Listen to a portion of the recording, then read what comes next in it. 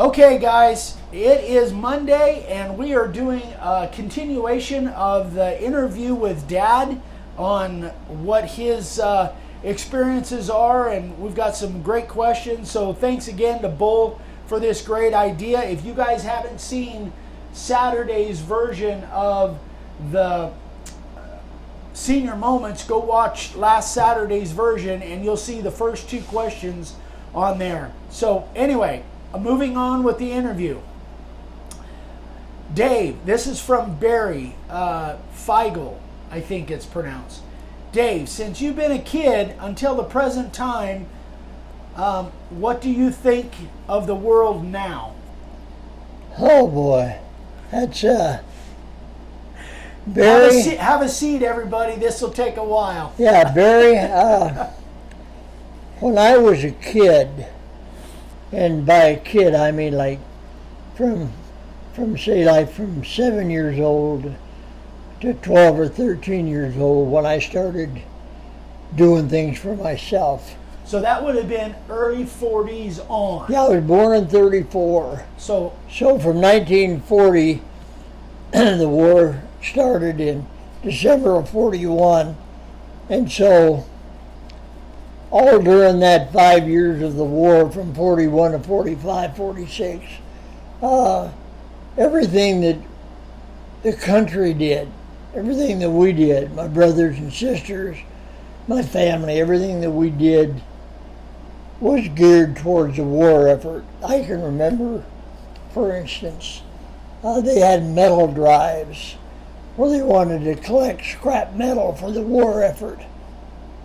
And my brother and I remember like it was yesterday, my brother and I went down to Mill Creek. It's a creek that runs through Salem, Oregon, my hometown. And for 25 or 30 or 40 years, people had just thrown trash, old bicycles and anything. They just threw trash into Mill Creek. And it was sort of polluted, but it was not polluted with chemicals, it was polluted with trash. And so my brother and I got 2 or 3 other kids from school, and we would go down on the weekends. We'd put on boots, and we would wade up and down the creek, pulling out pieces of metal, and then we would take those and turn those in to the scrap metal drive for the war effort. Wow. I remember it like it was yesterday. It was just something we did. And same thing, there were thousands of people that just threw their tires down there. Well, rubber in those days was something that was recyclable. And so we took those old rubber tires that we pulled out of the creek that had been there for years, took those in, recycled those for the war effort. So everything that we did during those few years was aimed at recycling things and doing what we could for the war effort. Of course, they had the bond drives. We all had war stamps. We bought stamps where they were called war bond stamps. They were 25-cent stamps. We kept those until we got a book of $18.75 in that book of 25-cent stamps. And then we could trade that in for a $25 war bond. So for $18.75, we got a $25 war bond that when it matured in 10 years, it was worth $25. Huh. And that's something that you don't hear about anymore. But in those days, for $18.75, you could get a $25 war bond. Then in 10 years, you could trade it in for $25. And I had probably, when I traded it in, I probably had 15 or 20 of those. I've forgotten now just how many I had.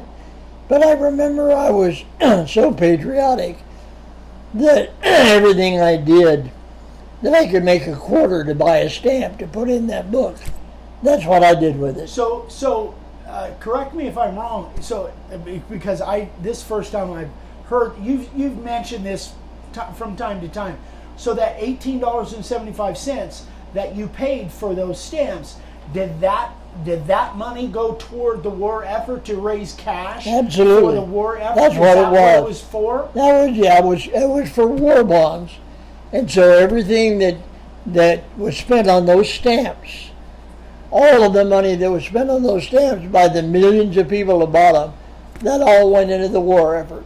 Interesting. Yeah. And then the government guaranteed a certain maturity as far as interest. That war bond was guaranteed that a maturity of 10 years. Yeah. Regardless of when we bought it, when it matured in 10 years, we paid $18.75, but the government guaranteed that we get $25 for And it. did you eventually cash those Oh in? yeah. Yeah. Eventually I cashed them all in. I wish now I'd have kept them. Yeah. Well, But, of course. Yeah. I cashed them in. So that was during the war years of when I was a kid. Yeah.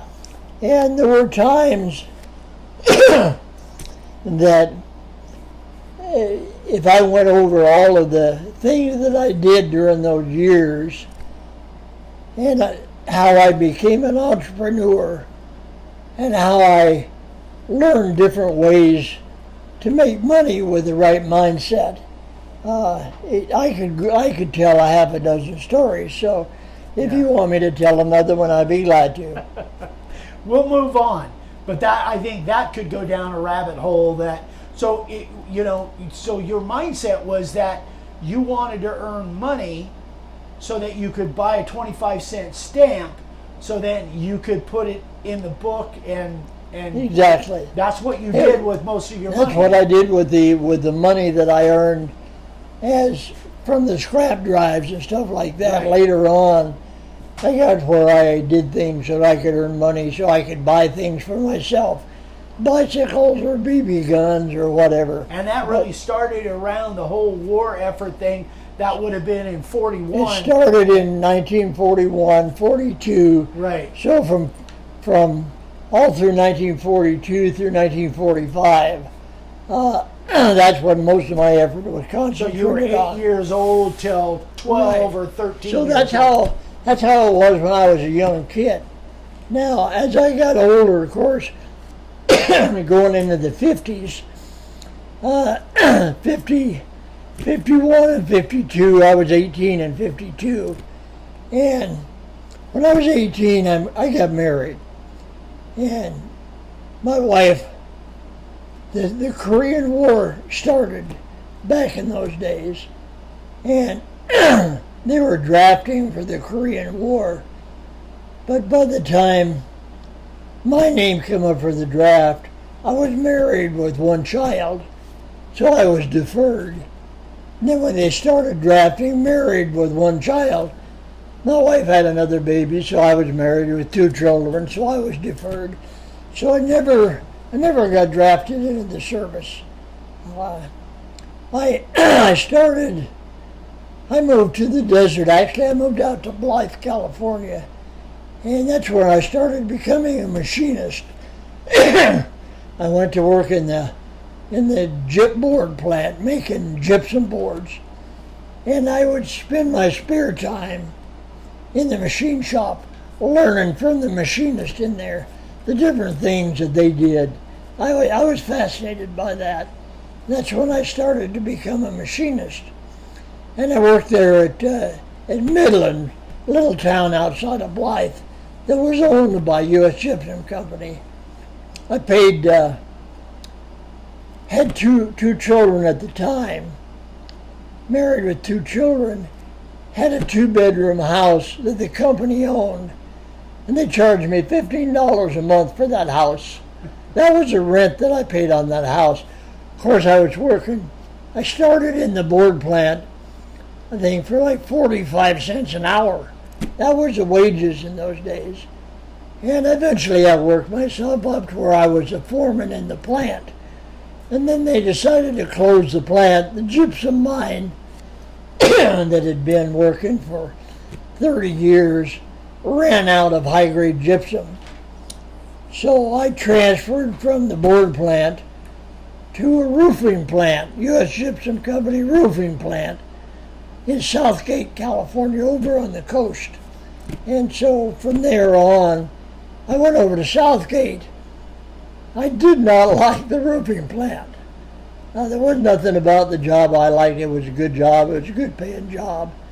But I decided to go to work as a machinist in the aircraft industry. So I sort of fibbed my way into a company that I had a friend that worked for. And then it snowballed every time I would come upon a new machine that I hadn't run. I would say, sure, I can run that machine. And I could. It was just something I knew how to do for some reason. So because of that, I took a course in tool engineering technology and became a tool designer. And through that, I became a machinist. And I could take blueprints and read them, make parts, became a precision machinist. And that's all I did then for the next few years was work as a machinist. So that was after the First World War and during the Korean War years. I developed from an entrepreneur as a kid into an entrepreneur as a machinist. And I decided when I was working as a machinist in the machine shop, I knew how they bid on jobs, and I knew where they bid on jobs. And I started looking into that. And I found a couple of machine shops that I could pay them $10 or $15 an hour to work in their shop. And then I would go find jobs that I could bid on. I'd bid on the jobs. Once I got the job, then I'd go into the machine shops.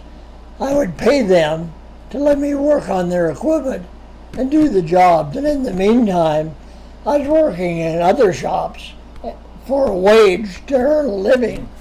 And that's one of the ways I became an entrepreneur.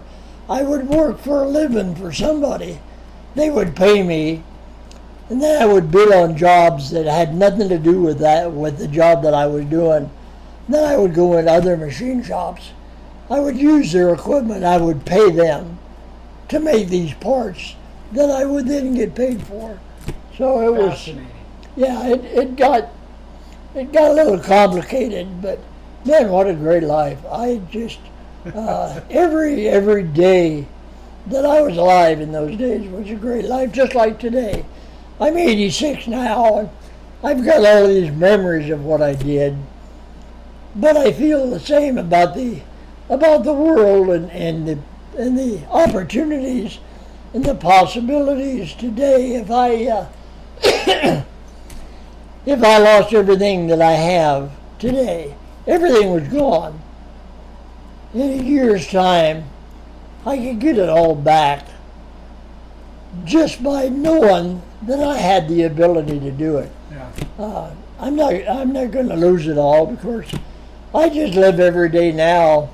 Of course, the kids, Eric and Vicky and everybody else, runs a business, so I get to do pretty much what I want. But I have my laser, I have my shop, I have my computer. I still design stuff, I still make stuff. In fact, I'm designing some stuff right now that nobody's even seen yet, that I'll be selling online very shortly. But the opportunities in the world today are at least 50 times what they were when I was growing up. At least maybe 100 times what they were when I was growing up. It's just the opportunities that are there. Anybody that's not making a decent living just by being online, making stuff, even if you don't make stuff, you can find stuff, find somebody else to make the stuff, and you can sell it. You don't need to make it. There are people making hundreds of thousands of dollars doing just that. So anybody that's that's not making a living online today and working for somebody else is really wasting their time. Okay. That's just my view of the way the world was through the 40s and 50s and 60s and 70s up until 2000. I moved out here to the desert in 1997, just after I turned 65. So it's been, and that's when I started. We still had the business. I was making letters and numbers for dealers, but I started playing online because I knew as soon as I found out what online was, I knew that's where the future of the business was. And that's what my effort has been ever since 1997, 1998. My emphasis has been on learning how to do stuff online. So that brings us up to 2020. So that would be the long answer of what the world was like when you were a kid to now. Right. But that was for Barry. That was for Barry. That's fantastic. You know what we're going to do, guys? We're going kind of long, so I think we're gonna roll this over to another video. I'm having so much fun because this is some stuff of what you guys are hearing. Some of this I had known, but there's much of it that I didn't know. So I hope you guys are enjoying it, but it really doesn't matter because I'm having a blast. I'm enjoying it. So I'm sort of enjoying it. I wish my voice wasn't quite so scratchy, but it is what it is. Well, that's why I don't want to go on any longer on this specific video. I want to roll this over to another video because I got a bunch more questions here. And you guys, if you're watching this video, just understand that if you guys have more questions, more stuff like this that you want to see, email me, eric@makeawoodsign.com, and nothing would make me happier than to get out here and do this again. But I think we will roll this over, and because I've got some more questions that I think will at least fill another video. And I've done so many things that if I start mentioning all the things that I've done, like I worked on a ranch, I worked on a hog ranch, I worked on a dairy ranch, I drove tractor. The ranch I worked on was a peppermint ranch. So I learned how to raise peppermint and how to distill it. I can go on and describe all the stuff that I did on the ranch, all the stuff we did in the summertime, how one of my friends drove a tractor into the river and how we had to pull that tractor out of the river, how I used to dive off of this temporary bridge and bring stuff up from the bottom of the river. It's just one of my memories for the last 80-some years of it's just a jumble of stuff. Then if I start thinking about it, I can bring each one of them out as a memory. I know at some point during your younger years, you learned how mushrooms were grown, and that's why you've never eaten a mushroom. That's why I don't like mushrooms. That's why you don't like mushrooms. Yeah. But that's another story. Well, and that's another story. I'll tell that one day. It has an interesting angle on it that most people wouldn't even think about mushrooms. But put that down as a question. So I will definitely add that. All right, guys, we are going way long. We're just having way too much fun. So I hope you guys like this. If you have questions, Dave@davesigns.com or Eric@makeawoodsign.com, and we are definitely going to do some more of this. So thanks again, Bull. I hope you guys enjoyed this, and I hope you guys have a great day. We'll see you on the next video. Bye-bye. Bye.